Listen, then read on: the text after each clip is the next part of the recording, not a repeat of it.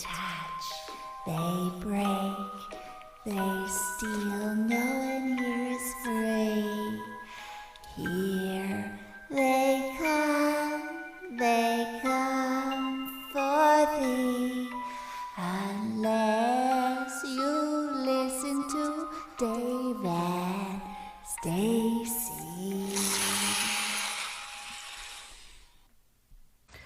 Welcome back, everyone. This is Dave McGuire Productions. My co-host Stacie here to talk about From Season 3. This is our Season 3 wrap-up. Yeah, so we've got a couple episodes of reactions to talk about that we haven't shared yet. Lots of feedback from our listeners.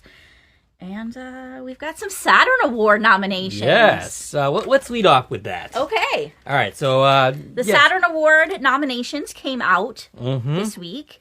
And From has been nominated for several of them, which is super exciting. It is. They did have a couple of nominations last year, haven't won anything yet. So for 2024, we have, let's see. From is nominated for the Best Horror Television Series. Yep. Now, another show in that category is also Teacup. Yes. Which we cover as well. Yeah, I'm not conflicted there. I mean, it's not... I mean, I love Teacup, obviously, but it's time for From to have its due. Yes, I would be happy for Teacup if it won an award. Yeah.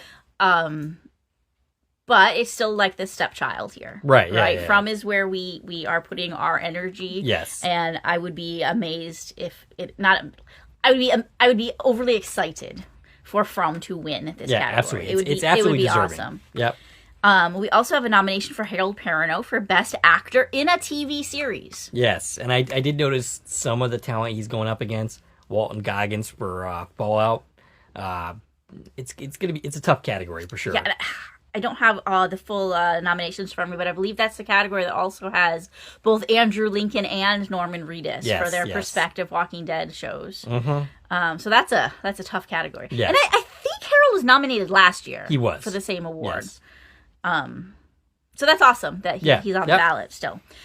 We also have Best Supporting Actress for Elizabeth Saunders. Yes. And I don't recall seeing anyone else on that list that I had any particularly strong feelings about. No, nothing that I noticed or stood out to me in that particular category. That I just breezing through it, really. And, Liz had put on social media that she was shocked and surprised to be nominated. Yes. We've been saying right along she deserves nominations for her performance, and she did great in this season as always. Yep. But there were so many amazing scenes that she pulled off. So I totally understand why they put her up for that. It's great. Yeah. And then we also have Best Young Performer in a TV Series for Hannah Cherami. I wasn't sure how to pronounce that last name. I might have it wrong, but that's what I got. So that'd be good. And there was one more, wasn't there? Or was that it? That's all I have. Okay. No. According to this listing I'm looking at. All right.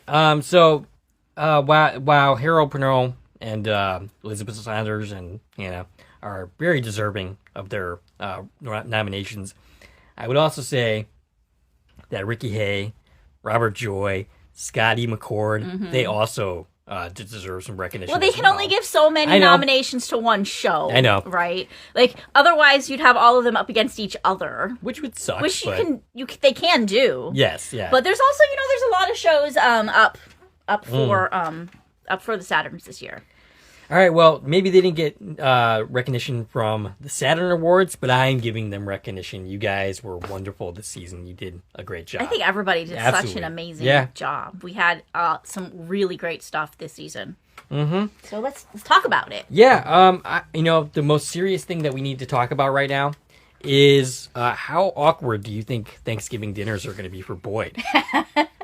I mean, I don't know that they can invite Fatima and Ellis's son to this gathering. Yeah, I don't know how that's. I don't know. It's all right. You know what, Smiley? What are we serving? Are we serving rotten vegetables? I mean, blood? possibly. Smiley, if you come, you can't eat the guests. I mean, that's just a thing that's the number one rule. Okay. Do not eat the guests. Can't eat the guests. Well, I would happily invite Jamie McGuire to our Thanksgiving. Absolutely. Because he is a pleasure. And who we had the honor of speaking with for the second time. I mean, I've spoken to him many times, but we had the honor of interviewing on the channel for the second time. Let's talk about that. Okay, so first of all, it's funny because that has the most views out of any interview we've ever done. Yes. And it is the least work that I've done in preparation for an interview. Like, you basically wrote up the talking points. I didn't have any issues. And they were just very generic talking points. And it's funny because we got past the talking points, and then he continued talking for another half hour. Right. So it's not to mention, once we're done, we had a private conversation with him on for another hour. For another hour, which, I probably should have just kept recording, honestly. But we were trying to keep up with our schedule, which we had quite a few things. But yeah, there were still quite a few good things that he was saying. I mean, same as the last time we talked to him. Jamie he's a pleasure to speak with. Yeah. And if anybody here hasn't watched that interview, I highly doubt that there's anybody listening to this that hasn't checked out that interview based on these numbers. But if you haven't seen it, go check it out. So instantly after we post it, and I made my Instagram post sharing the video, I immediately knew we had solid proof that everybody loves Jamie. Absolutely. My post immediately got hundreds of likes and comments. I've never seen in the first hour. Yeah, I've never been involved in an Instagram post that had that many likes and comments. Right, I mean, my I share the stuff on my Instagram all of our stuff, and I'll get 2 or 3 likes. Right. Yeah. But hundreds of likes and comments came in on the Instagram post, and they're still coming. It's been, how long has it been now? At least a couple of weeks. And here's the thing, he's responded to a lot of them. Yeah. Not only that, but he was responding to ones in different languages. He's responding to them in their native languages. Which I'm pretty confident he doesn't actually speak. Yeah, he's taking the time to translate them before posting. Yeah. At least one of them was in Arabic. He Google translated how to say thank you in Arabic. Right. This guy is amazing. He's a class act all the way around. Yeah, and he's been doing a great job of interacting with the fandom to the point where I've actually seen people posting in the Facebook groups interactions with him and saying it must be fake because he wouldn't actually respond. No, but he does actually respond. It's funny because they had a picture of his Instagram account, and right there I can see the thumbnail of our show because it's on his Instagram page, and somebody was saying, oh, that's not really him, because he's too that account's too active, too interactive. It can't be him. And I was like, no, that's him. Right. That's my, I made that picture that's on his page right there. Right. And I've talked to him, and that's an interview of me talking to him. Yep. Through an interview that was set up through that Instagram account. So I'm guaranteeing you that's his real Instagram account. And they're like, yeah, no, I don't think so. Okay. Yeah, there's no point. He's just that awesome. He is. He must at this point make it a full-time job to keep up with his social media. I couldn't do it. Unfortunately, I think very quickly he's going to realize he can't keep up with that as his stardom continues to grow, which it will do. Right, absolutely. So the video itself. Yes, I have plenty of comments on that. I did not pull any from the Instagram post because it was just way too overwhelming for that. Yeah, there's I think nearly 1,000 comments on that post at this point. Now, the video, the interview video, in the first 12 hours, we had 4,500 views. Which? No. 4,000. I read this wrong. Oh, after 12 hours, it was our most watched interview. Right. So after 12 hours, it had surpassed our last highest interview, which was also Jamie. Right.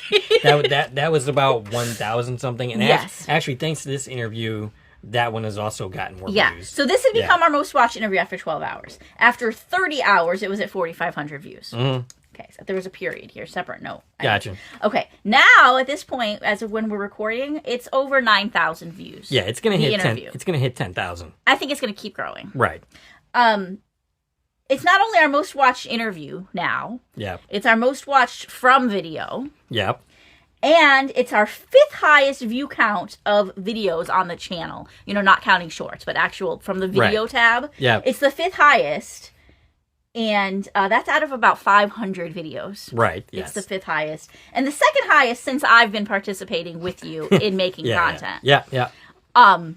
Which is mind-blowing. Yeah. Because it's only been a couple weeks. Yes. All these other videos have been accumulating views for the last 2 years. Right. Up to. So it's just, again, it's phenomenal. Right. Because here's the thing. He's not a well-known actor. No. It's not like we interviewed Brad Pitt.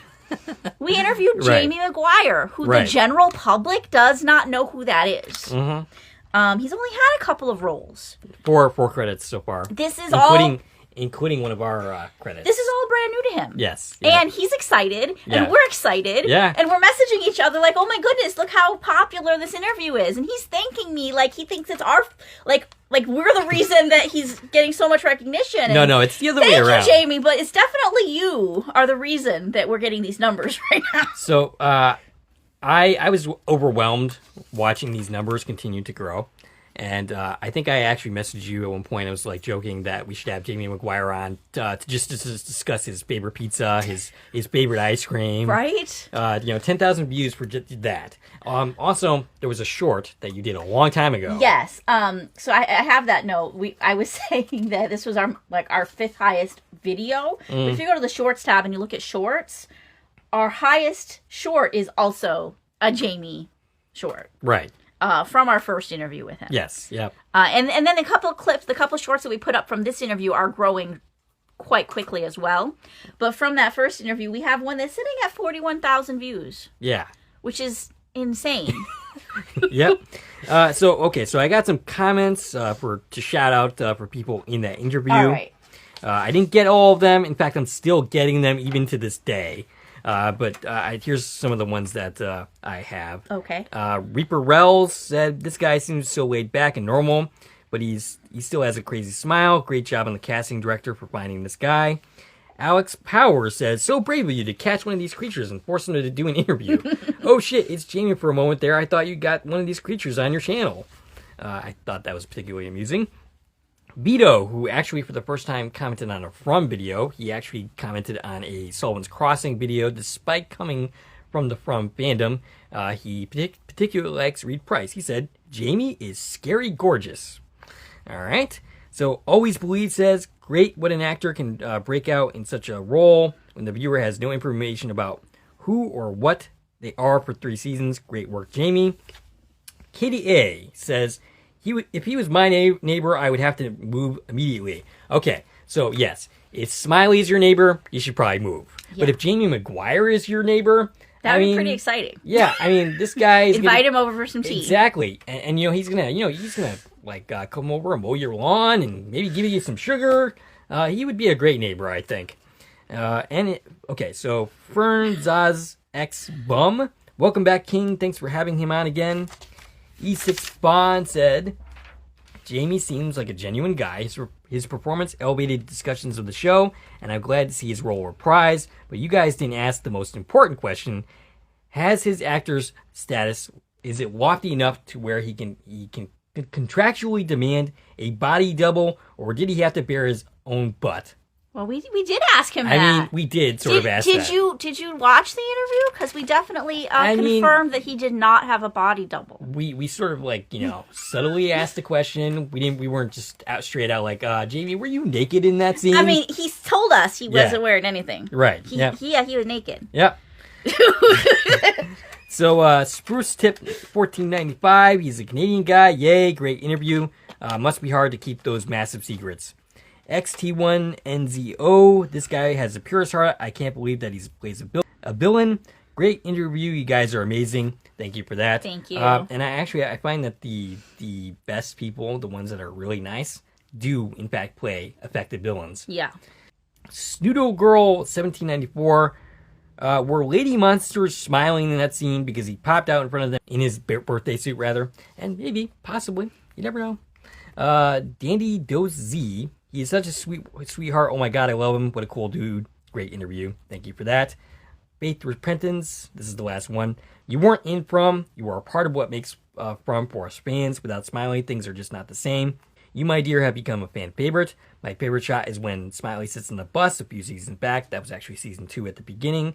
And has his hands on the wheel. Amazing shot. Anyways, bunch of hearts. Thanks for a great interview. And I think that's it for I think the general consensus is everybody loves you, Jamie. Yep. Everybody loves you. I don't know that he knows that.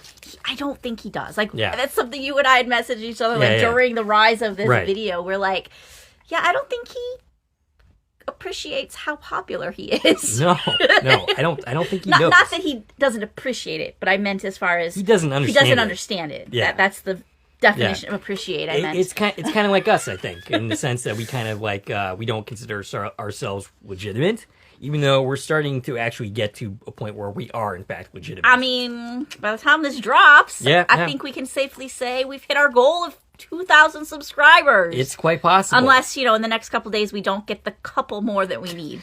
Which I'm sure they will come very quickly. So, that's 2,000 subscribers! That's the other thing is, before that interview, I was, it looked like I was going to miss it by a wide margin. After that interview, I'm 3 away and probably going to hit it and then some. Yeah. In all likelihood. And we are so happy and blessed and grateful for everybody who has come to hang out with us. Yep. Oh, and so I got some shout-outs for the Thanksgiving contribution video. Oh, okay. Yes, I forgot about that.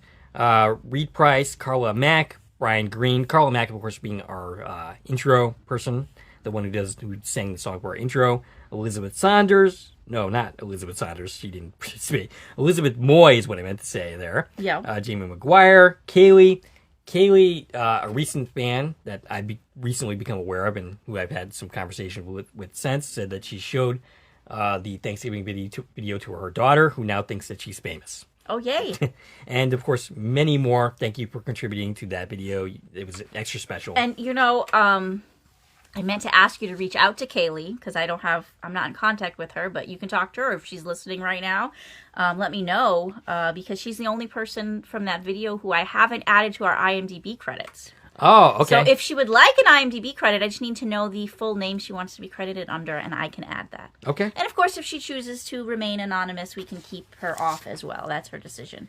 But all of our other guests have been added to the credits at this point. Okay. I'll be sure to do that. All right, so moving along to our episode 9 comments. Okay. So yes, as of when we recorded episode 10, we had audience feedback through episode 8, right? So we're playing catch up now of the fans' reactions and comments on episodes 9, and then we'll do 10. All right, so MJS0830. Why does everyone think that Acosta didn't have another clip in her jacket pocket? She would have pushed for the bullets unless she had some. No evidence for that whatsoever, maybe. But it's possible. We haven't seen that yet, if that's the case. Yep. Just the fact that everyone thinks that Elgin is wrong makes me think that he is right. I believe Boyd is going to kill Elgin and find out what was wrong. It was the wrong thing to do, and the guilt will further break him. Just my opinion. That's not quite how it played out. Not quite, but it could have. Yeah, exactly. Gerald. Okay, so actually, it's a funny thing about Gerald. Okay. I had him in my notes the last time we did a From video. Had no idea why.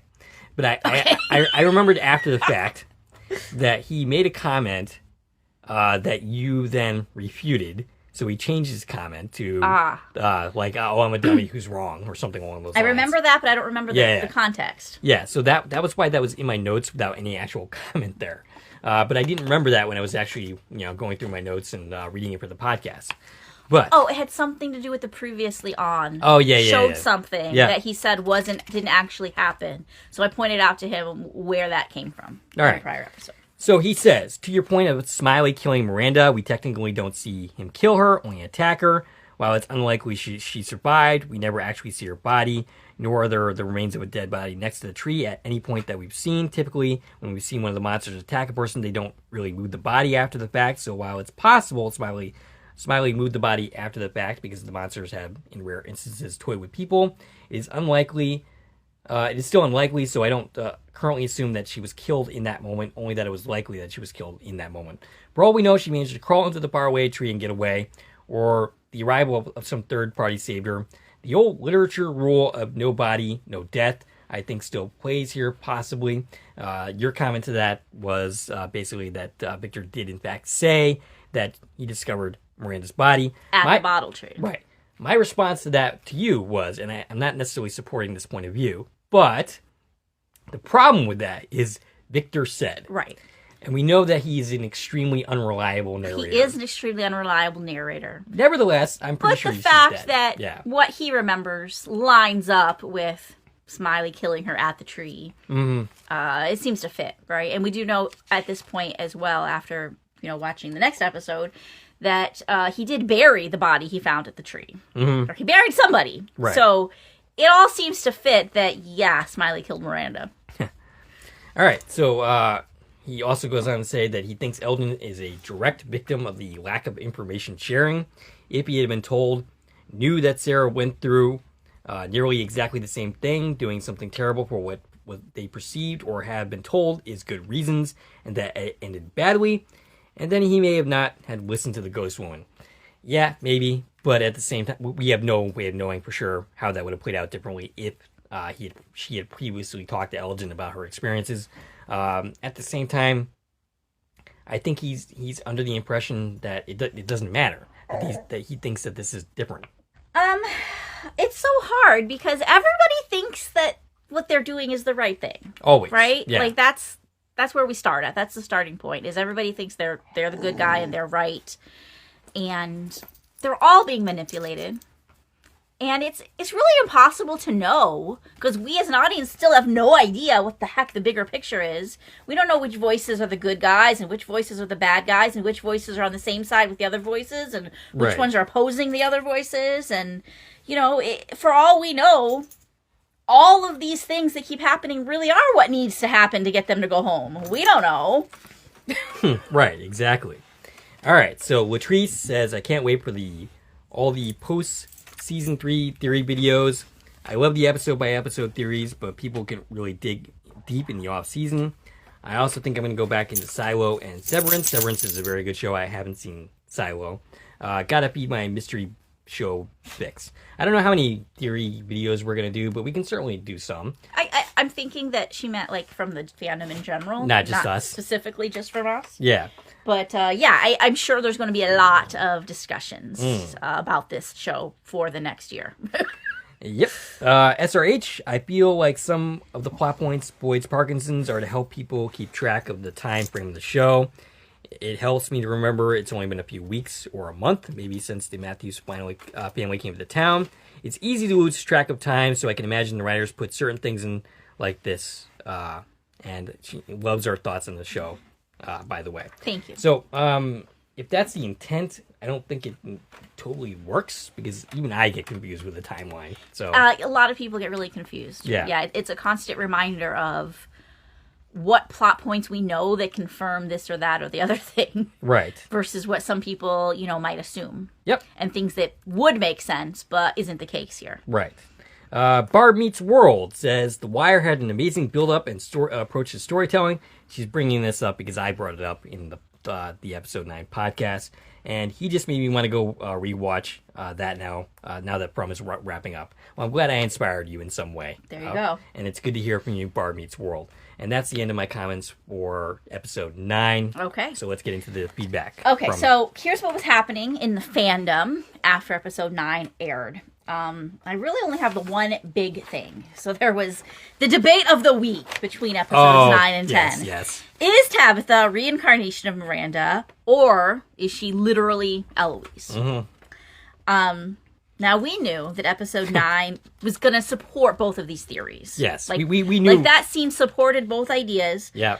I did not anticipate that both sides would be absolutely positive that this was proof that they were right. There was almost like a civil war between these two factions. Insane. Yeah. The way the fans broke up into two sides, believing one or the other. Right. And being so positive that the show proved them right. And literally, saying the other side has to apologize to them. Right. At this point, after watching episode 9. Right. And it was fun to watch this because we had already seen episode 10. We'd already knew what the actual answer was. Right. And just watching this play out and not being able to comment. Right. Yeah. Because we knew the answer.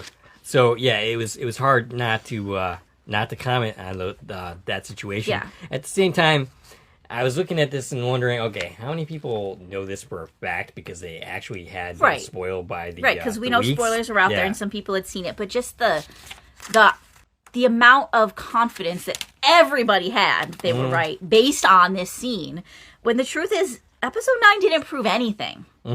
Episode 10 sure did. Yes. But as of this scene in episode 9, all we really know is there's some connection. Right. She has some connection to the past. Mm-hmm. That's all we got, right. for sure. And, I wonder if the Eloise people who were during this week going and telling the Miranda people they need to apologize to them, I wonder if they came back and apologized themselves. I highly doubt it. Yeah, I didn't see any of that. No. Once we got the actual answer on the air, this conversation just went away. Right. Which is really funny because it was such a huge conversation during that week. I thought there was going to be guns breaking out. Yeah, it was one of those moments where you're scared that the fandom's going to fall apart because of this divide between it. Yeah. And the other thing that happened during that week is MGM posted episode 10. Yep. But you couldn't play it yet, but it was there. And it showed a runtime of 72 minutes. Yes. I tried to warn people about this. I tried to warn people. Now, we knew, because we'd already seen it. We have the file. The video file was 59 minutes and 33 seconds. Now, Kaylee was suggesting to me that perhaps they had a different ending than the one they were giving for people. It would have been possible. Yeah. It would have been confusing, though. Yeah. If all of the press comes out and doesn't know the real ending of the season, it would have been super confusing. Yeah. And I feel like if they were going to do that, they would have told us. Yes. By the way, stay tuned to the airing because there's another scene. They would have told us to look out for it, right? They wouldn't have just left us hanging. To look like idiots? Exactly. Right, yeah. I mean, I could see them withholding something, right? And not wanting it to go to the press, but they would have told us. They would have told us, by the way, this isn't final air quality. They would have told us that. Right, yeah. And I had a guess of what it was, and I was right. Turned out I was right. Yep. And that was that the additional minutes was going to be a extended preview of MGM Plus's new series, Earth Abides. Right.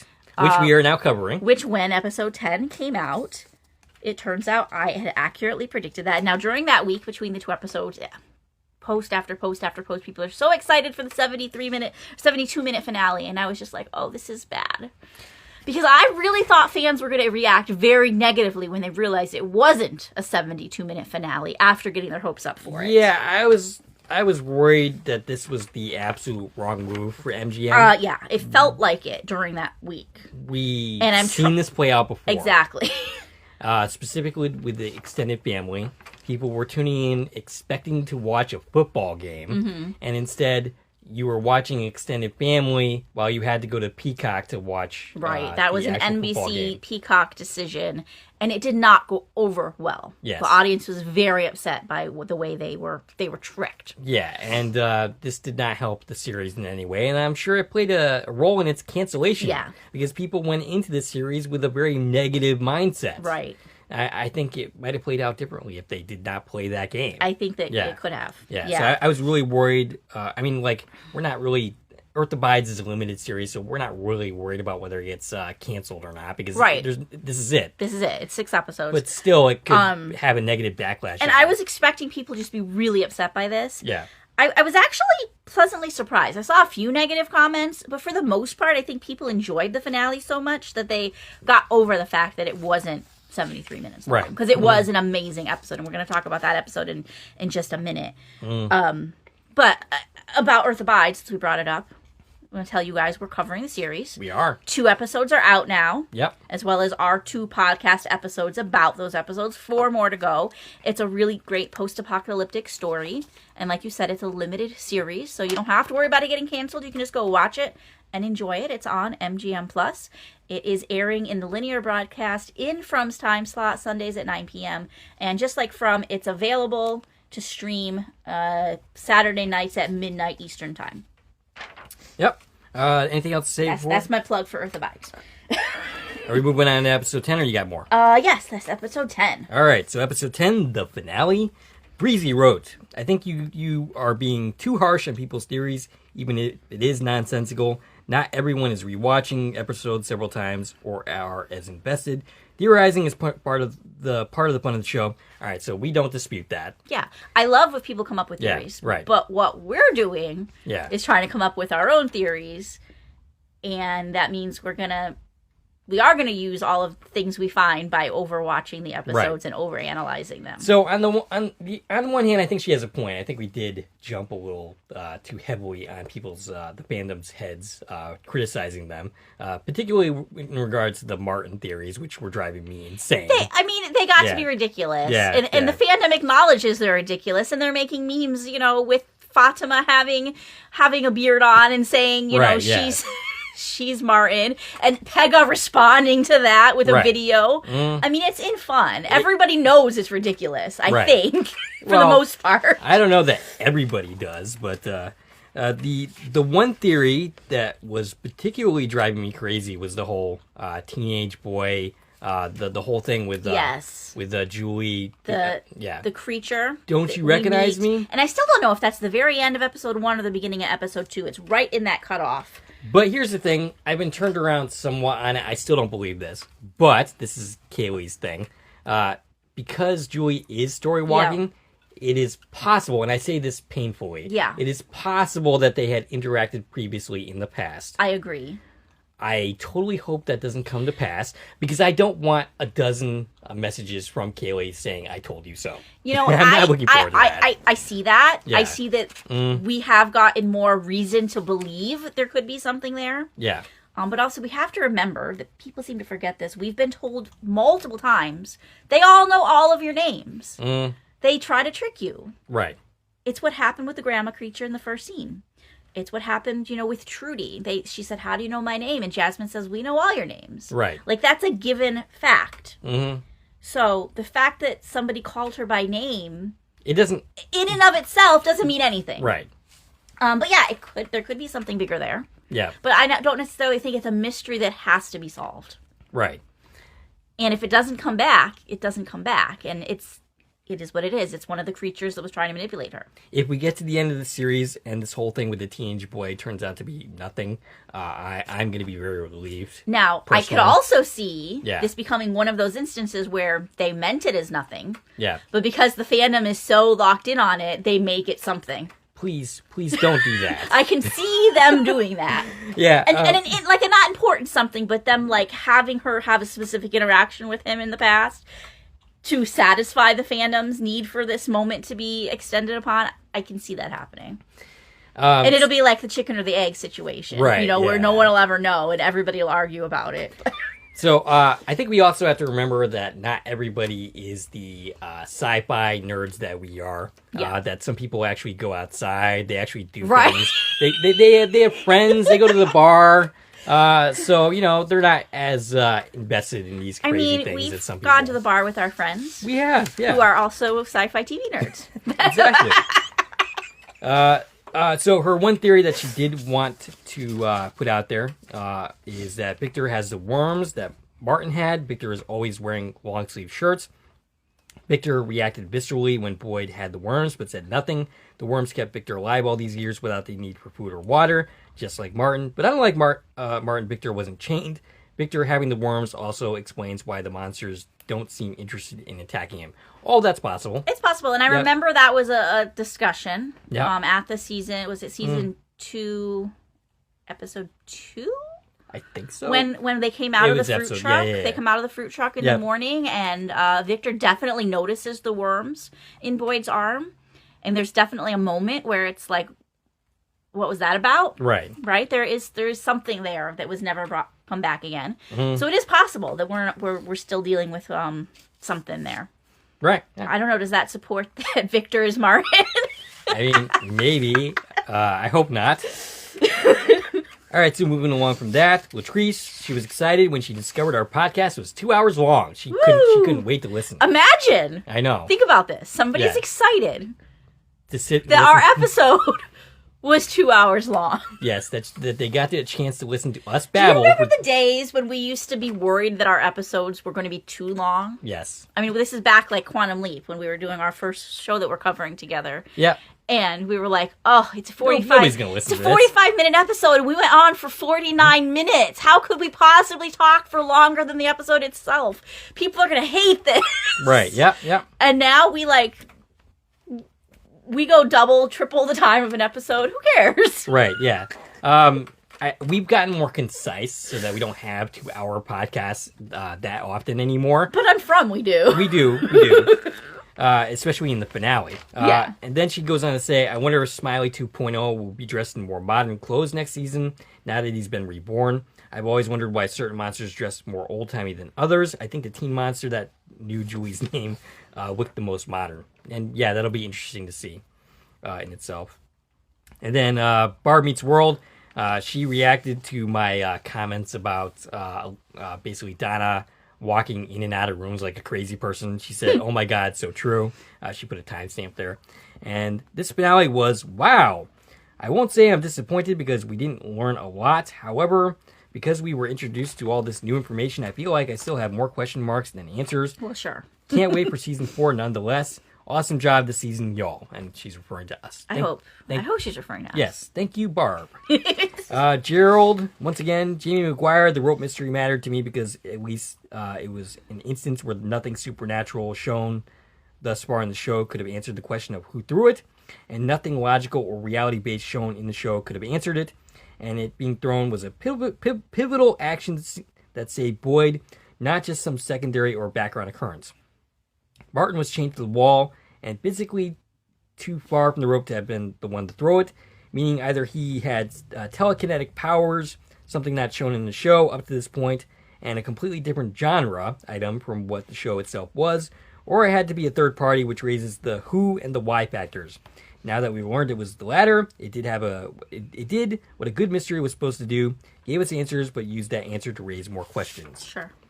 To the point of changing what genre the show is, I don't feel like there's any limits in this show. They could do anything, and it would be okay in my mind. Genre fitting, I mean. Yeah, I mean, I've mentioned it more than a few times. This is not real world logic. Right. This is more like dream logic. This show can do whatever the heck it wants, honestly. It doesn't really have any rules to play by. I mean, it has some rules. It has to play by some rules, because otherwise we can just do anything. But every fiction goes by rules of some type. Sure, but they have the freedom of setting their rules as widely as they want to. They could. So his big question from the season that we never got answered was why Tabitha was sent back to the real world. Oh, yeah. So, yeah. All right. So we completed the season. Yeah. How do we feel about her little excursion to the real world? I know you had, when we were in that part of the season, some... you were unsatisfied with that part of the story. Mm. And how quickly it turned around and she got back. Yeah, and it'd be interesting on a rewatch... after watching the whole season, because I haven't done that yet. It started back at the beginning of season 3. As to if we feel any different about that part of it, knowing how quickly it goes away, right? Right.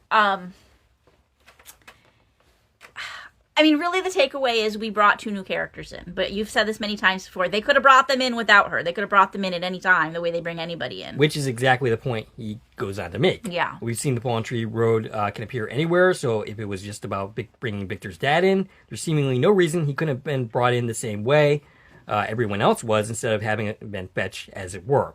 Was it to bring an Acosta in? Again, same deal. So the boy in white was clear that this is the only way, but we never find out what that means or what the point of the trip actually was. Okay, maybe this is the boy in white just trying to give Tabitha her memories back. Okay. Maybe by sending her to Maine, sending her to Henry's house, sending her to see the paintings of Miranda's, he's trying to spark her memory. Okay. Because remember, we've been told by him, I can't just tell you guys because last time I tried that, it didn't work. Right. So I can't tell you. You have to figure it out. So maybe that he thought this was his way of trying to spark her memories, is by showing her her past life. Yeah, makes sense. Although I don't think that worked. No. Finally, I was disappointed. Boyd dropped a trap a monster plan for a long time. I've been an advocate for capturing one of them to see what they know, or at least so they can you can test for weaknesses. Boyd brings up the plan, then the show just drops it. I know more important things can be said to have come up, but that no one in Fromville has ever really tried just bothers me on a personal level. Okay, so my response to him is that the plan to get the monster was nonsensical, for starters. Like, Sure. You're going to capture the monster. How? Right. You're going to do what to it? Like, what are you going to threaten it with? You can't kill it. And Ellis was pretty fast to try and talk him out of this to begin with. Right. So, he appreciated my logic and position on that, but it's still something that bothers him. And I've seen a lot of people in fandom ask, well, what happened to that? But I think another point to remember is now we know, like, you can't actually kill them, even if you kill them. So, I don't know. I mean, and we talked to Jamie about this, like, is his character going to level up now that he's got a brand new body? Right, yeah. You might actually be helping them by hurting them. Right, yeah. So, I think it's been conclusively proven that you can't kill these things. Right. And at this point, I think Jade and Tabitha know what they are. So, do we even need to talk to these monsters anymore? Like, I don't think we actually do. Yeah, and also Fatima seems to know a lot. She was shown something during her ordeal where she now knows the history. Mm-hmm. So yeah, it's going to be interesting to see them all actually like put this information together and move forward with all of this in some way.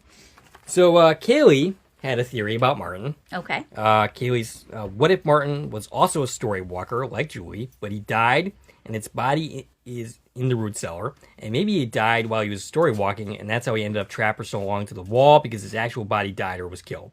That's interesting. It's a possibility.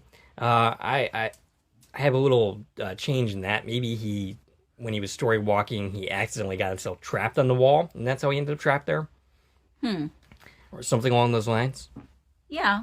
I mean, we do have to remember that when the three were trapped, their bodies were somewhere else. Mm-hmm. So regardless of what Martin's deal was, we have to believe that his body was somewhere else. Right. Whether he was there in the cicada way or whether he was story walking or whatever he was doing, you got to believe his body is elsewhere. And it could have been that body in the cellar, or who knows.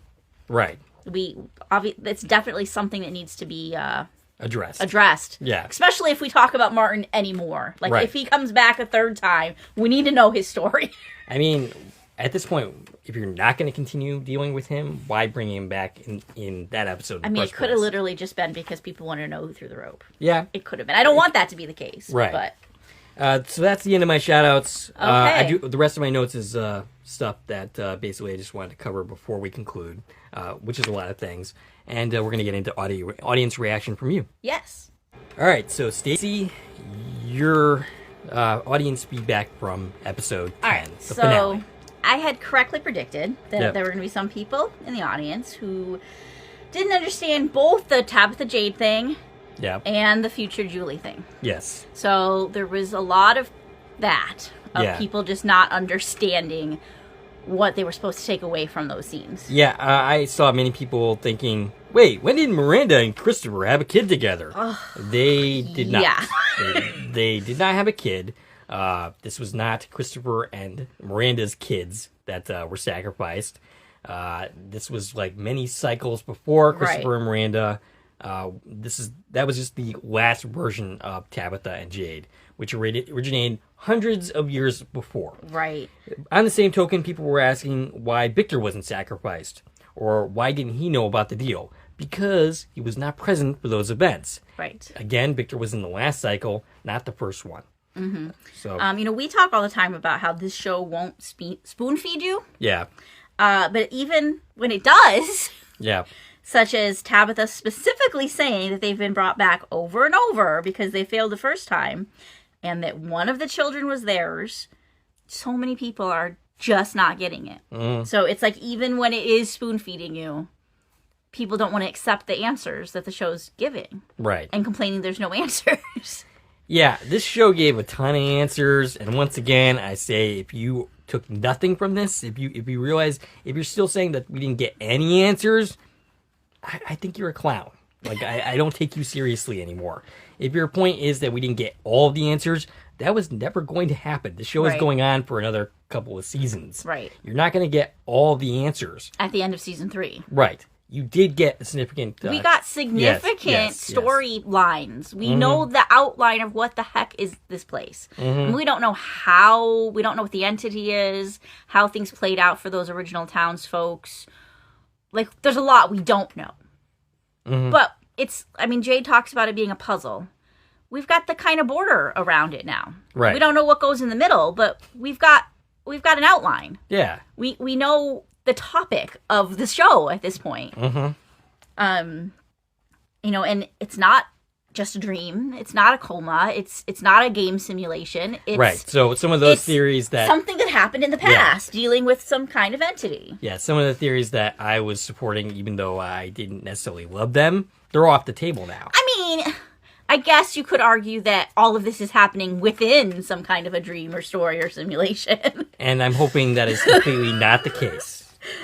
But yeah, so many people saying, that Christopher and Miranda literally had a child together. Even to saying that Eloise was Christopher's love child and she was cheating on Henry. And no, that's not at all what this scene told you. Now, some of this is because some of the people that we're talking about are a little older. So they have more trouble understanding these type of things. And we have people from other countries that perhaps there's a language barrier because they're just reading the closed captions. Or maybe a poorly done English dub, or in their language dub. Right. So maybe these things are not translating very well. That's possible. Yeah. I don't know. In general, though, my comment to all of this situation was, it makes me understand how the ending of Lost wasn't understood. Yeah. Even though the dialogue in Lost literally tells you what's going on. Right. Yeah. That so many people came away from that with the wrong conclusion. And that's the one that stuck. Yes. In the general consensus of the internet. Yes. Yep. So, I'm getting it, seeing it play out here. And, my note says, this is why we can't have nice things. It makes me worried that when the creators, the writers, when they realize that the stuff that they thought was pretty obvious isn't being comprehended by a good section of the viewers, that they're going to dumb down the story. And I really don't want that to happen. Right. I want this to be a good, complex, you have to think about it story. And I just really hope that, people don't ruin that. Now, I'm sure they're going to stay the course and just tell their story the way they currently are. At least that's my hope. I don't want them to be like, oh, we have to just keep driving the points home because people are dumb. I don't want that to happen. I gotcha. Okay. Let's see. As far as Julie goes, people are theorizing that it's not the same Julie as in the diner. Yep. Well, of course not. No kidding. That's not a theory. That's literally what the show's telling you. Right. Or they're saying that she might be from the past and not the future. That makes zero sense. Where are you getting these thoughts from? Right. Yeah, so a lot of people were confused by the time travel aspects of the show, which, again, that comes down to a lot of these people are not super sci-fi nerds who want to consume time travel story after time travel story. Like time travel is our meat and potatoes. Yeah. So I did see a post on Facebook that was really good. Yes. And I'm going to read that. Okay, let's do it. It is quite lengthy, so, I hope you stick with me. But Susie, she explained, this post is for people who are confused as to how Julie handed Boyd the rope when she's not supposed to be able to change the past. Firstly, no, you're not wrong or dumb if you don't get it. Time travel is notoriously wonky and often paradoxical. But I've wasted so much of my life watching time travel shows and movies that I feel obligated to try to explain it. Here goes. The show appears to be utilizing a deterministic time travel logic, meaning that whatever impact the time travel will have on the past is already reflected in the present timeline of events as experienced by the characters. This means that a future Julie may have impacted an event that we, the audience, has seen play out, even though we haven't seen Julie time travel back and impact that event yet. Here's where it gets trickier. Following the deterministic logic, if the timeline of events has played out a certain way for any character, that means that that's the way the timeline of events will always unfold. What we see and what the characters experience is the outcome of Julie's impact or lack thereof on the past. Any impact that Julie had or will have on the past is accounted for in the timeline of events that we, the audiences, sees. Julie experiences this not as not being able to change the past because the impact her future self had on the past is the timeline of events that she has already experienced. Julie impacts the past, but she never actually changes it because there was never a timeline of events in which it didn't happen. In which she didn't time travel to the past. By tossing Boyd the rope, Julie did not alter the timeline of events. She allowed them to happen. Seeing Julie toss Boyd the rope simply made the audience aware of the role that she had always played in helping Boyd in the tower. I don't think it was a tower. Yeah, that was the one part of the comment. The tower is usually what we refer to the lighthouse. This is the ruins or Martin's chamber, we've called it. The impact of Julie doing this was already reflected in the timeline of events that we saw unfold. Importantly, this logic also applies with the timeline of events as experienced by future Julie. In her present time, Jim is dead. We can infer from that, regardless of whether or not Julie goes back in time to save him, the outcome will be Jim dying. Why? Because the impact that Julie has on the past through time travel is already reflected in the timeline of events experienced by the characters, including future Julie. If Julie could save Jim by going back in time, he would be alive in the future Julie's present time. What we saw in the finale was a pointless, though understandable effort by future Julie. She tried to save her dad but failed, thus creating the timeline of events that we saw in which she goes back in time to save him. This prevents a paradox by ensuring that every event in the timeline leads to the next event through cause and effect, like falling dominoes. Excellent post. Yes, that's very well thought out. So, someone had mentioned that Julie had actually caused Jim's death. And initially I was poo-pooing that. But then I thought about it some more, and it's actually quite possible that by going back in time, she caused the event that she was trying to prevent. And I'll bring you an example. I was recently rewatching Dark. Right. So this whole post that you just read is the method of time travel used in Dark. Yes. And if anybody hasn't watched Dark, you're not going to understand anything when we talk about Dark, but go watch it. It's an amazing series. Yeah, so there's going to be some light spoilers. So basically, there's a character who is time traveling. She sees in the future an article posted about her dad being killed in his house. When she goes back to the past, she tries to change these events. But in doing so, she actually brings about these events. She was actually the person who killed him in the first place because an argument broke out and she ended up accidentally killing him. So and it's actually kind of funny because that means she caused his death by learning about the death in the first place. Right. It's a bootstrap paradox. Yes. Like the bracelet. Right, exactly. So yeah. And that is the thing about this. That type of time travel story is, everything that's going to happen has already happened. Mm-hmm. You can't unwind it too much because it can't, there is no origin. You can't unwind it to figure out how it happened without there being some other part of the story that we don't know. Right. And in Dark, we get that in, the final season. They're like, yeah, this is all this loop and you can't change it, but well, here's how we got there in the first place. And it's this whole other story to get there.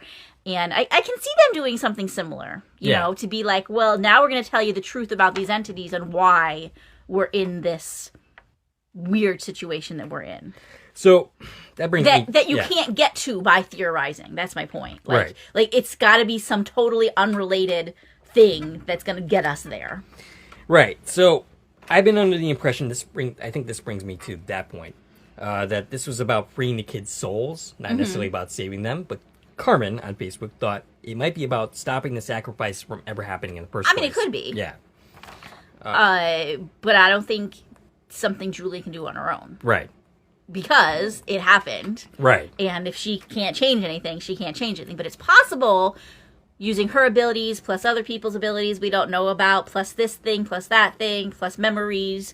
I don't know, maybe. There's some way they can come and work together. Maybe that's what it is. It's literally a team building exercise. They have to freaking learn how to work together, these people who can't work together. And then they can, use their superpowers and fix the world. But yeah, I've definitely had the thought that it's more about just freeing their souls and letting them move on because their souls are trapped because they were killed. They're dead. They've been dead for hundreds of years. Right.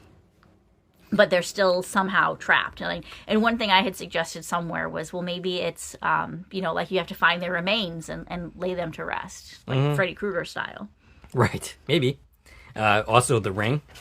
Yeah. Yep. Right. Which we talked about. We did. When we talked about Jade seeing the symbol was literally like their vision of what they were seeing from those slabs. Right, yeah.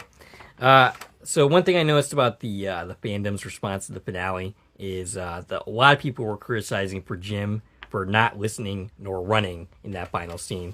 And, I've criticized Jim plenty in this podcast. I've been on his case a lot. I kind of find that this particular criticism to be silly. And I'll tell you why. So what is your reaction? You see your daughter running from the woods. She looks completely different from the last time you saw her. She's got a wound on her face, and she's like, "Oh, you got to go back to town right now!" And she's hysterical. shouting nonsense at you. Are you going to be like, "Oh, okay, I got to run now"? You're going to try to process this. Some people, right, would know that this place is crazy enough, and if somebody's telling you got to run, you got to run. Yeah, but that's not Jim. No, his response was in character for him. Mm-hmm. At the same time, I don't think he has enough time to process anything that's going on at that moment before the man in yellow shows up. Right. And then once he shows up, he has no way to know that, he can't beat this character. And his instincts are to protect Julie, which are the right instincts. I mean, I buy the argument that she could have had a different approach. And I kind of hope we do get to see her do this scene multiple times and try different ways of convincing him. Yeah. I think that'd be fun to watch. Her to have different attempts at this, but instead of her being like, "Oh my gosh, you have to run," if she just came like, "Dad, I'm from the future. You're about to get killed. Right. Let's go." Mm-hmm. You need to be very point blank about what's happening, and hope that he realizes that this place can do that. Right. So, well, like I said, I think that the whole thing with criticizing Jim for this is kind of silly. I don't think it's a really legitimate criticism. I also saw people saying Jim's not dead. That there was that theory that was some kind of vision. Or some people were saying that scene itself takes place in the future. Mm-hmm. I don't think so. So here's the thing: you can't kill off a character and then a year later be like, "Ha, psych! Just kidding. It was just a vision." Yeah. So that's the kind of thing that maybe Sullivan's Crossing would try to pull off. And once again, I love Sullivan's Crossing. We just did a video on a plot point that they did very poorly. And it was just suddenly like this thing that we've been spending a season on is like, psych! You can't do that. From is a prestige television show. It's trying to be, at least. You can't suddenly be like, "Oh, nope, just kidding. Jim's not actually dead." Right. And expect to remain any kind of credibility. Now, on that note, I definitely think we're going to see Ian Bailey. Yeah, of course. Multiple times in the future, even if he doesn't come back as any entity or ghost or whatever. Well, that's the thing. We're going to have to deal with this scene from the other side of it. Right. We're eventually, and if it's not right away, it's going to happen eventually. We're going to catch up to whenever Julie is from. And we're going to have to... See what you did there. We're going to have to get to the point where she's ready to go back and try and save her dad. We have to see this again from the future is the present perspective. What's interesting about this story, Walking Ability, is that we could potentially see cast members that are no longer with us pop up again. But here's the thing. You can't have her appear in scenes that we've already seen. For all the reasons that Susie pointed out. Well... we can show if we're seeing it just from a perspective that we haven't seen before. Of she doesn't necessarily do anything, but she can witness things that we've already seen, and then she does something over here on the other side instead. I mean, we could have her pop up in moments that we did not see. I wonder if it's even possible to have her be the her that we thought was a different her. Okay. We see her do something, and we already saw her do that thing, but we didn't know it wasn't her. That makes sense. And that might get tricky with the hair thing, but... Right, yeah. Well, she could do that before she cuts her hair and does this scene. Those could be her test runs. Yeah, it's possible. I mean, that would be fun. But then again, can the audience follow that? Given how the audience reaction to some of this stuff, I kind of tend to doubt it. I mean, some people would be with them, but if we make this too confusing... Yeah, I want it to be deep and complex, yeah. like Dark was, because Dark was amazing storytelling, and... it makes me sad that people aren't following. And I know a lot of people are following. Yes. But there's just this loud sect of the audience that's not following. And I want to explain it to them because I want them to be on board, because I want them to enjoy the story, and I want the story to continue to tell it the way that they want to tell it and not dumb it down. You realize that's a losing battle, right? I know. That segment that is not understanding it just doesn't They're not listening to us explain it. Well, not only that, they don't have the capability of understanding that. And what it comes down and to that's not like saying anything against them. This is not the genre of television for everybody. Right, yeah. And people have found this show who this just isn't the right show for them, and they haven't figured that out yet. Mm. And they want it to be something that it's not. Right, yeah. Okay, so other things happening in the fandom after the finale. Mm. The everyone is everyone theories continue. Yes. Notably, who is the man in yellow? Yes. The audience seems pretty convinced that, like Martin, he must be someone we know, and he can't just be the man in yellow. Right. The most common theories I've seen is that he is Randall, which I don't know how that works since Randall is also Martin, apparently. Right. Yes. He's everybody. Or that the man in yellow is Ethan. Yeah, I've seen a lot of that, specifically showing that Ethan wears a lot of yellow clothes. Okay, but what motivation would he have to kill his own dad? Right. There would have to be a whole lot of story before we get to that. Right, and we only have like maybe 20 episodes left. Right. I mean, if the creators stick to their guns and do just the 5 seasons. Now, one theory, I think I just saw this today, actually. I don't have it in my notes. Like, one sub-theory of the Ethan is the man in yellow theory that I saw that I kind of like because it was a different take. And I don't have notes of who said this. I apologize. But somebody posted this on Facebook. Their idea was that the man in yellow is from the past. He's story walking to this moment. Okay. Or something. But he exists in the past. Right. And Ethan is a reincarnation of him. So it's not that Ethan grows up to be him, but that he becomes Ethan. And Ethan just has some of his memories, which is why Ethan seems to know a lot. Okay. I mean, I don't agree with it, but I like that it's a different take than, this kid grows up to be this old man because he likes to wear yellow. Yeah, I mean, I guess that makes sense. Yeah, it's overly complicated. But... It is. And I don't think it's right, but I liked that somebody put put the thought into that thought. Mm. But yeah, on that, there's also the whole, like, everybody is reincarnated as everybody stuff going on. Yeah. And I don't have notes on this, but, like, it goes back people not understanding the definition of the word reincarnation. I guess maybe that's not as mainstream of a concept as I thought it was, because I thought that was, like, something that was kind of well known, but I guess not. Yeah, because there's so many people who are like, Tabitha and Miranda are the same person, and Abby's also the same person. Right. And on an opposite note, they're saying, oh, well, Jade is also Jim and not Martin. Well, probably they are saying he's Martin. He's also Jim and he's Henry, and they're all the same person. Right. No. No, that's not how reincarnation works. Right. Reincarnation means you die. Yes. And then you're reborn as a baby. Yes. To a new body. Right. And people are suggesting time travel. Like, no. I mean, yes, we have reincarnation and time travel. Yes.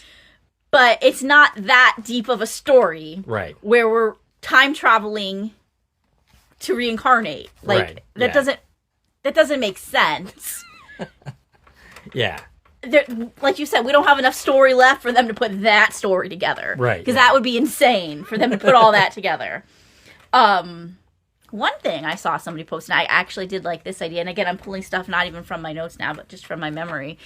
There was an idea out there that maybe everybody in the town is a descendant of either Tabitha or Jade's former hosts, former selves. Okay, possibly. Meaning they're not all blood related. Right. But they were all blood related to one version of them. So if they've had 10 different lives, which are not blood related, we've got 10 different bloodlines. Okay. So they could all be blood related to somebody who was at some point them. All right. And I thought that was kind of a cool thought, you know, and like from a genealogy standpoint, I went to my Earth Abides for a minute to say geology. From a genealogy standpoint, like, that's totally plausible. Mm-hmm. You know, somebody who existed 400 years ago will move back to there. They could have thousands of descendants at this point. Mm-hmm. And you do that over both Miranda and Christopher's all of their lifetimes. Yeah.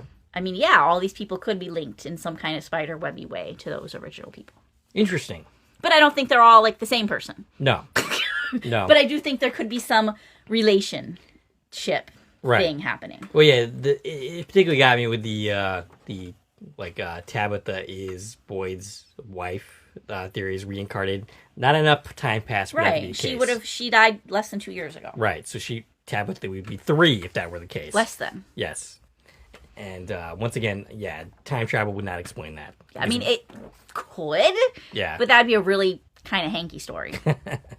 Yeah, let's not do that. So I was actually kind of curious about your take on something. Okay. People keep saying that the year everything started was 1506, despite there not being any evidence in the show for that. There is a number, I guess, in the lighthouse for that. But what's your take on that? I mean, I think that's as good of a guess as any. Mm-hmm. I think we can say for sure it's hundreds of years. Right. I feel like we had this conversation already. I'm sure we did. I don't know if we had it on air, but... Okay. Simply by the fact that Tabitha said we've been back over and over again. And based on what we were just talking about, those are whole lifetimes. You have to be born and grow up and become an adult and then get sucked back here each time. So if it's like, say, an average of 40 years between cycles and she's come back over and over again... We're talking at least... 400 years. Yeah, it's not happening in the 1950s. Right, yeah. You know, which is the other time that we're looking at because of the creatures. Okay, So it has to be hundreds of years. Yeah. And where we fall in hundreds of years, I mean, the 15, what was it, 6? 1506. Like, sure, could be. Well, the only issue there is that there were no, like, solid American colonies at the time. Right. So what he's suggesting, or what someone online suggested, is that this would mean that would happen to happen in Europe, which is possible, or it's happening in a completely ficticious world. Right? Yeah. Some people likened it to maybe the Roanoke colonies, but that was like 1591. Right. Or it could be some historical group that we know nothing about because they ceased to exist. Right. So his question in the Facebook group was, if it took place in Europe, why then are we getting all these people from America only? Right. It could take place in an entirely different universe. Yeah. Yeah. I mean, I don't know. I mean... Like, there's definitely stuff we don't know. Right, That's the point, is we don't have all the answers. Mm. It could just as easily be sometime in the 16 or 1700s. It could be. Absolutely. And, you know, we don't know for a fact that those numbers are years. Mm. But we also don't know that they're just the music notes from the tree that someone scratched in the lighthouse either. Right. The only number that we've seen in common is 1864. Right. Which would be Civil War time. Right, and it's always lent towards being a year of significance because we've had Civil War soldiers. Yep. So I think the theory that those are years is still very plausible. Right. And if they are years... it follows that 1506 was a year something happened. Mm-hmm. Now, it doesn't necessarily even mean that that's the year this happened. It could be the year the entity itself is from. Oh, okay. Predating people. Gotcha. The entity itself could have been born in 1506, and people came in 16 whatever the next date was. Yeah, people are taking this as fact at this time. Yeah. And I don't think you can do that. The show has not officially confirmed that that it happened officially at 1506. Right. So, I mean, similarly, we, and us included, have always kind of assumed that Victor's from 1978. Right. But they never said that specifically. Right. They never associated him with that year directly. Mm-hmm. Yeah. We just know he's from the 70s, and we know the number 1970 out, 8 is written everywhere. Right. Yeah. So we assume that that's the same thing. It doesn't necessarily mean that's true. Another interesting reaction from the fandom is... I'm kind of disturbed by this. All the people that were happy with Sarah's actions. They're like, yeah, you go, Sarah.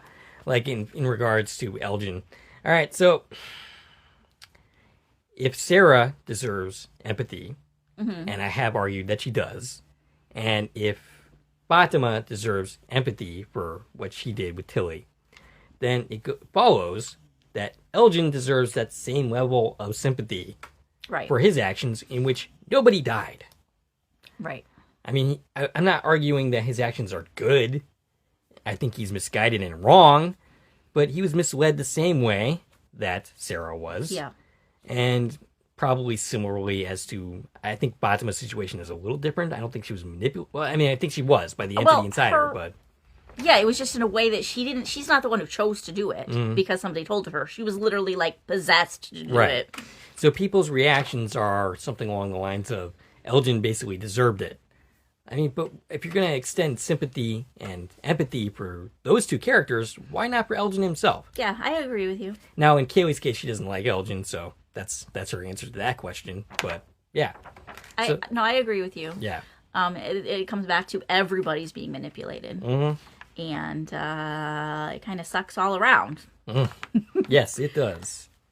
And I'm very curious how the town reacts to these characters moving forward. Yeah, that's the other thing is people are saying that there's going to be like some kind of time jump where we're just in a brand new cycle, and that would suck. That would mean basically changing over your entire cast, but if you're setting this up like this, you do have to deal with the aftermath. Yeah, how are people going to react to what Sarah did? Yep. How are people going to react to Elgin? How are people going to react to Boyd coming after Elgin? Right. Are people going to find out about what happened to Tilly, and are they going to blame Fatima for that? Right. Yes. Like, so many secrets and things that could come out after this. Right, yeah. And it'll be interesting to see how they deal with that. It'll also be... Yeah, like, it'd be interesting to see exactly how much Jade and Tabitha actually remember. Do they remember every cycle? Or do they just remember their original lives? Right. And that's something that I definitely am interested to see. Also, another question. Exactly how far can Julie's story walk? Right, we have no idea. Can she go to the beginning of the story and see the original events? Can she go, how far in the future can she go? Does she have a way of controlling it that she just doesn't know how to harness yet? Right. Or is it totally random? Yeah. Does it take her 50 tries to even find the moment where Jim dies? Right, yeah. So do we have any other fandom reaction? Current Eloise theories. Okay. So not everyone buys that she died in the massacre. It's possible that... I'm on board with this since Victor said he thinks that was her body she buried. They're at the very least leaving it ambiguous enough that it's still questionable if she died. We've already established that Victor is just not a very reliable narrator. We know that he found some body parts and buried them. And he thinks that's his sister. Yes. To me, that seems like a very open-end possibility that she didn't die that night. Now, she might have, but until we see it, I'm not buying it as fact. Right. So here's some current theories, assuming that she didn't die. Theory that Eloise got out and Acosta is her daughter. And the backup given for this is that her name is Danny, which was hinted at as being important, but we couldn't figure out why. Right. And if you look at Lost, Daniel's mother is Eloise. Oh, okay. Daniel Faraday's mother was Eloise Hawking. Yeah. So people are saying, well, maybe that's just a nod to Lost, and it's going to turn out that she is Eloise's daughter. It's possible. Yep. If, the fact that her name is important is a real thing. If it is, we don't know why yet. Right. Another one is, let's see. Oh, this was my own thought. I added in here, but it fit in this section, so I put it here. I haven't seen anyone say this, but maybe she did get out, and maybe Sarah and Nathan are Eloise's kids. Okay. And this is based just on that thought that we've said this before, how Sarah seemed to have a connection with Victor. They got along really quickly, and they seemed to bond. So maybe it's because there is some blood connection there. Okay. I mean, as good as any idea, right? If we're going to deal with what happened with Eloise. Others think that she did die, but was reincarnated as Sarah, which is something I did suggest myself at one point. It's possible. I'm no longer in the camp of other people reincarnating now that we know who's reincarnating and why it's happening? Yeah, the show has specifically told us that Jade and Tabitha are the only one. Well, I mean that's what is implied, at least. That it's the only thing that we know is that it's happening to them. Mm-hmm. Could it be happening to other people? Sure, but we have no evidence of that. Right. And if it is happening, it's not it's not the fact that there's multiple versions of them at the same time. Right. No, refuse to believe that. Right. But yeah, there's still a lot of Eloise theories going on. And that's all I have for the fan reaction. Then I've got some of my own stuff since the last we spoke. All right. So I have one thing, one theory that occurred to me. Everyone asks about the town. Mm-hmm. Specifically, the hotel, the motel thing. Yeah. Why there's a motel sign. So I have this theory that I've always said that the town is not a real town. Right. But I'm thinking that every cycle, the town gets rebuilt based on the people that end up there. Like, I think the town is kind of created from people's memories or subconsciousness. Okay. Like the motel. Maybe that's there because Donna drove by a hotel on her way to Brumville. Now, I'm going to argue against that specific point. Okay. Is that the motel sign was there when Victor was a child. Okay. Victor is... Oh, yeah, because we saw it. Okay, so yeah. All right, but basically, I think every cycle the town is recreated from the memories of the people that end up there. Maybe. You couldn't do that all the time because people would notice that the town was constantly changing around them. Right. Victor might have noticed if the town changed in between cycles, but then again, he has like terrible memory, so he might not remember specific things, and he might not bring it up to the people who come in. Sure. So yeah, I think that's a possibility that the town is just kind of recreated based on every cycle, based on the people that come in. Well, one thing we know for sure is that there is different timelines, time frames of architecture around. Like we have the really old stuff, like the ruins and the lighthouse and the church. Right. That are all made of stone. And then we have like the mid-century modern, the houses and the diner, and between those we have Colony House, which is colonial. Right. So we have various different eras represented. So whatever is happening, it does imply that maybe new stuff pops up, but some of the old stuff remains too. Yeah. I don't know. It's interesting. Like maybe we originally just had this really old stuff and then eventually Colony House popped up. Maybe. And then eventually they were like, oh, we need bigger. So now we built these 1950s architecture buildings. Interesting. From whatever. I mean, the fact is they're not real because we know that the electricity doesn't have any wires. Right, yeah. It never was a real place. Right, no. Like the buildings themselves. Yeah. Like they can't be. Right. So I think like questioning like the specific architecture of the town, like the missing hotel, is kind of besides the point because this is not a real town. People are really stuck on the hotel thing right now. Yeah. Ever since Henry brought it up. Yes. And a lot of people are like, oh, I can't wait for them to explain where did the hotel go? Is it underground? Right. I don't know. I just kind of feel like the hotel was never there. Yeah. I kind of feel like just the sign's been there and the Right. pool, and then the rest of it never was. That's my perspective. Yeah. I could be wrong. Yeah. But I don't feel like where is it is a big mystery as much as what does it mean that we have a sign. There certainly is bigger fish to fry. That's for sure. Yeah. So kind of on the same note, I had a thought about the clothes, and one of your comments was on a similar vein to this. But I had this thought when I was rewatching the episode. Latrice, I think, is the one you're talking about. So why are they in 1960s clothes? And here was the thought I had. And again, I've seen other people say this since then. I think Smiley's going to get updated clothes now that he has a new body. Yeah. Latrice has specifically said that in his comments. I think that they're all dressed in these 50s, 60s clothes simply because that's the last time they all regenerated to a new body. Okay. And when they're reborn, they get modern clothes. And then they keep those clothes until the next time their body dies and they're reborn. Okay. And like specifically there was like one creature who was in like a really old Victorian dress. Maybe she just has never died. And Maybe. She's just been in that for, since the 1800s. Perhaps. When everybody else regenerated in the 50s or 60s for some reason. And that's when they got the attire they're seen wearing. Gotcha. And they have just changed, every time they get a new body is when they get new clothes. Interesting. And that would explain why most of them are in that dress, because something happened in that time period where, like, maybe they blew them up or something and a whole bunch of them died. Yeah. And then we had a generation where, the entire town was pregnant with monsters at the same time or something like that. Yeah, probably something. Where they did what fans want them to do and they blew up the caves. Mm-hmm. And then we had a bunch of rebirths, within a similar time period, which is why we're all in similar clothes. Makes sense. And it would explain why we have that period clothes. Yeah. Okay. When we're being told that they're from hundreds of years ago. Right. Because they're the parents of these kids. Yeah, I've said a couple of times that I don't think that their appearance as it stands has anything to do with how they originally appeared back in the day, whenever the original thing happened. I think for whatever reason, they've changed form. They might not even look the same as what they did Jamie does, though. Yeah, as what he did in the last in cycle. the 70s, but maybe not originally. So, I don't know. Yeah.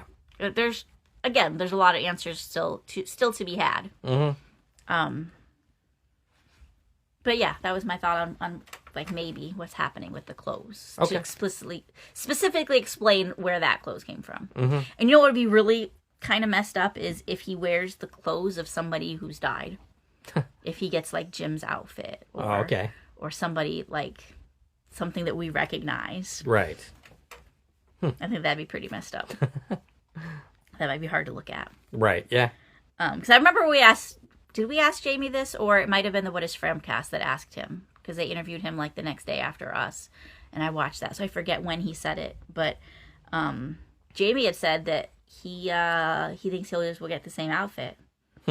I was like, I don't know. I feel like he's going to get new clothes. We'll see. All right, so I had this other thought. Okay. That I haven't seen anybody mention, and this goes back to the question of why did the voices tell Sarah to kill Toby and then Ethan? Okay. I have a theory. All right, let's hear it. I think that the reason these voices wanted Toby and Ethan to die was to distract Jade and Tabitha. All right. Who had just arrived to town, to put them into a grieving cycle so that they wouldn't figure out who they are and what they're here to do. Makes sense. You kill Tabitha's child, she's going to not be focusing on what do bottles mean. Right. And the only person, with Jade was Toby, so, well, that's the only chance we have of trying to get him to grieve. Which didn't seem to work. It didn't work. Yeah. But I feel like maybe that was the reason, was to try and distract them, because maybe they can't kill them directly. Okay. Yeah. But we can affect their surroundings and try and mess with them to prevent them from making any progress. Okay. What do you think? I think it makes sense. All right. And I told you I had a crazy and wild theory to add, which I'm going to do. All right. Now, this is to go along with this is my last thing, but I have a lot of points to it. Okay. All right. Should we put a PowerPoint presentation in here? This is to go along with everyone is everyone theories. Okay. Oh, boy. Using Dark and La Brea as inspiration. Mm-hmm. Okay. Now, I'm going to preface this by saying I don't actually buy this theory myself. I just this is your theory? I find it plausible. Is Ish Martin? if you don't watch Earth Abides, you're not going to get the joke. But yeah. I don't think this is what it is. I'm not saying like I'm fighting for this theory. I'm just presenting one because everybody has these crazy theories and I felt a little left out. So I came up with one that I felt was plausible based on the information we have. All right. Okay. So here's because I've had some crazy theories before, and most of them have been debunked already. Yep. So here we go. Julie. All right. Eventually, she's going to story walk to the beginning. Way back when that was 1500 what or whenever that happened. Yep. Okay. She's going to get trapped there. Now remember, she has expressed a fear already of being trapped when she first traveled. She told her mom, like, I was worried I was going to get trapped there and I wasn't going to be able to find my way home. Mm. So I'm going to say that's foreshadowing that she is going to get trapped somewhere, and that somewhere is going to be the beginning. So she's going to start a new life in the colonial village, get married, have a daughter who she refuses to sacrifice. Oh. Julie is the original Tabitha. Okay. That's my theory. So, Tabitha's original 12 or however many cycles ago, past life, is Julie, who time traveled there. That's a very dark kind of thing. Exactly. Yeah. And La Brea, too, which I know you don't know that story. But it involves somebody... It was the opposite direction. Somebody came from prehistoric times into the future, had children, who then got stuck back in the past. So this is kind of like combining the reincarnation stuff with the time travel. Okay. And so here's just my kind of supporting arguments for this. We've seen people... No, let me start over. We've seen people who we suspect could be older versions of Jade and Christopher. Such as, the guy with the thing in his eye, the guy under the boulder, the soldiers. Like, it's all been suggested maybe he's seeing himself in various states. Gotcha. But we haven't seen any female counterparts that we think could be Miranda Tabitha. Right. Besides Miranda and Tabitha, we don't know anything about who she's been, even in theory, other than that little girl in the dream. But it could be that was a vision of the daughter and not of herself. Yeah. Okay. So... It could be that the reason we haven't been shown anything suggesting who her past self is because who her past self is important. Ah, okay. And then the other point is Miranda's visions, her paintings.